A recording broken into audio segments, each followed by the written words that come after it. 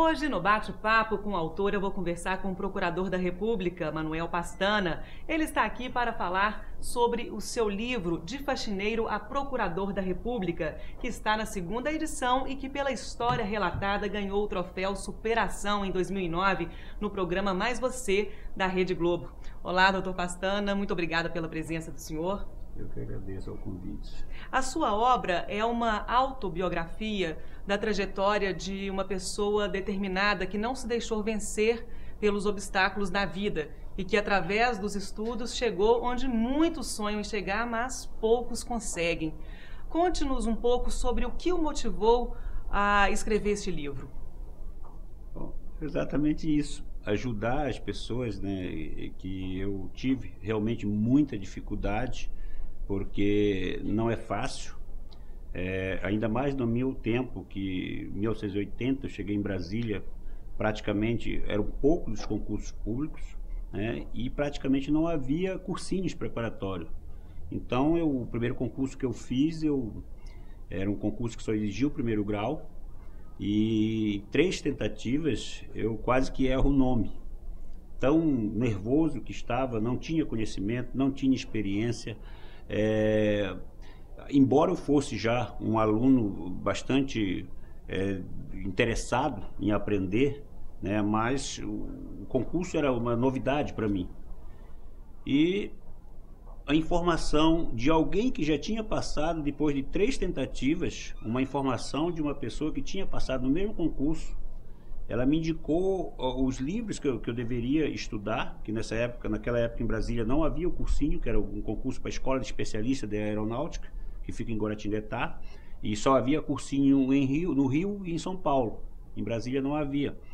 E mesmo que houvesse, eu também não teria condições de pagar o cursinho. Pra você ter uma ideia, naquela época eu não tinha dinheiro sequer para pagar passagem de ônibus.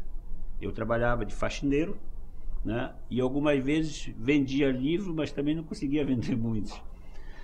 E com essa ideia, com essa dica dessa pessoa, eu passei na 4ª tentativa. Depois de 3 reprovações, eu passei na 4ª. Só que, para infelicidade minha, eu fui reprovado no exame médico. E eu não esperava por essa reprovação, porque eu era militar, eu era soldado, recruta, e quando estava todo feliz, depois de 3 tentativas frustradas, a aprovação na 4ª, parecia que eu tinha ganho na Mega Sena. Naquela época não havia Mega Sena, era a loteria, mas todo mundo me cumprimentava, ia com aquela felicidade toda, achando que finalmente iria ingressar na Escola de Especialista de Aeronáutica, era o meu sonho de criança. Sofri essa reprovação, frustração total, e aí vieram todos aqueles que me elogiavam, que me chamavam de esforçado e tal, eles vieram me aconselhar a desistir. Inclusive, alguns deles até disseram que nasceu para carregar pedra, morrerá carregando pedra, né? Realmente, eu perdi o piso, perdi o chão. Por alguns meses eu entrei, pensei em desistir tudo, voltar para a Ilha do Marajó, né? Mas aí vem sempre aquela esperança em que você não deve, ali algo me dizia que eu não deveria desistir. Fiz a cirurgia, resolvi o problema médico e finalmente na 5ª tentativa eu fui aprovado novamente e ingressei na Escola de Especialista. E essas reprovações, que foram extremamente desconfortantes para os meus objetivos, no final elas se transformaram, né? Que cada reprovação que eu tinha, eu procurava tentar corrigir aquilo que eu tinha errado. E aí eu me transformei no primeiro concurso, já depois de formado em Direito, para nível superior, eu já passei em primeiro lugar. E aí esta história, uma história de vida, que em determinados momentos aí muitos leitores até me escreveram perguntando se não era obra de ficção, porque era tanta, imagina tudo de dar errado para você e depois você consegue superar, mas é justamente isso que eu passo pro leitor, que qualquer pessoa, qualquer um, digo isso, eu falo de experiência própria e de conhecimento, porque eu conheço muitas pessoas que também tiveram muito problema e conseguiram sucesso. E é isso que eu coloco neste livro. Conte pra gente, doutor Pestana, como é que foi desenvolvido esse livro? Quanto tempo que o senhor gastou para escrevê-lo? Se contou com a ajuda de outras pessoas? Como é que foi esse processo? E até falar também sobre a divisão do livro, né? São vários focos, né, que o senhor dá aqui. O seguinte, eu sou muito pragmático. Desde quando eu me interessei pela leitura, porque na verdade eu me interessei pela leitura por causa de uma reprovação. Eu estudando na Ilha do Marajó, na terceira série do primário, eu fui reprovado. E fui reprovado, né? Fui reprovado porque eu não gostava de estudar e nem de ler. E então eu levei uma surra do meu pai e uma surra da minha mãe, né?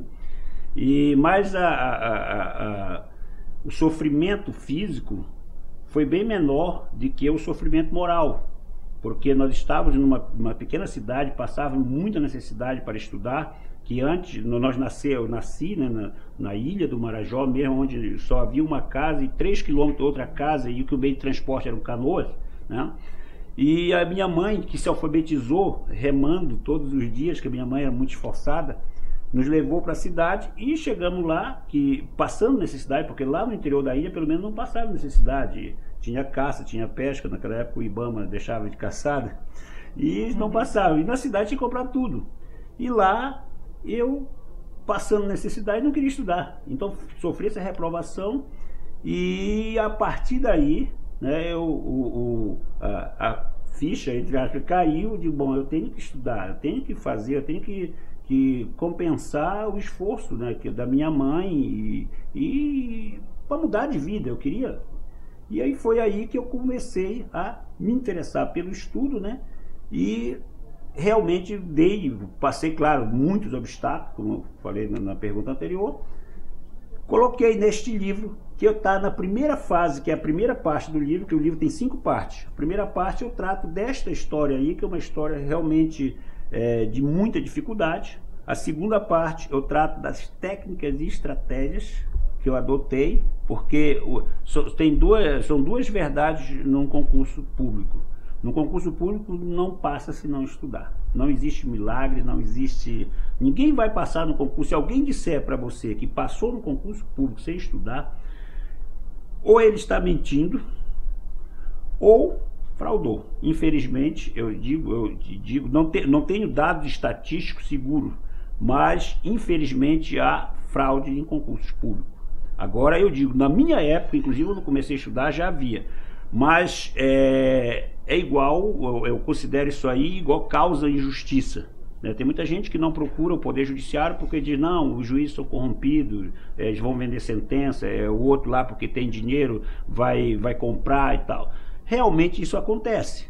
Né? Eu sou do Ministério Público Federal, a gente sabe, mas são casos raros.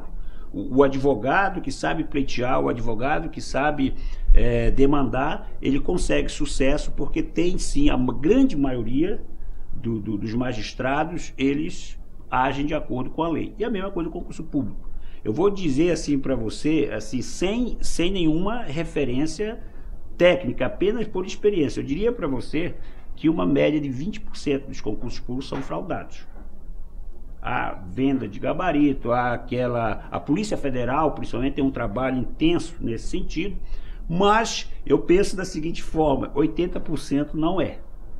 Então, você que se preparou consegue, estudando e com estratégia. Porque também eu tenho a minha estratégia de estudo, todos os colegas que eu vejo, eles têm a sua estratégia. É difícil, é muito difícil passar sem estratégia, né? E necessariamente tem que estudar. E essa está na segunda parte do livro. Terceira parte eu trato do meu trabalho no Ministério Público Federal, né? Na quarta parte também relacionados à atualidade e assuntos complexos, né? Dos bastidores do poder, porque para mim todo livro tem que ter uma pitada de polêmica.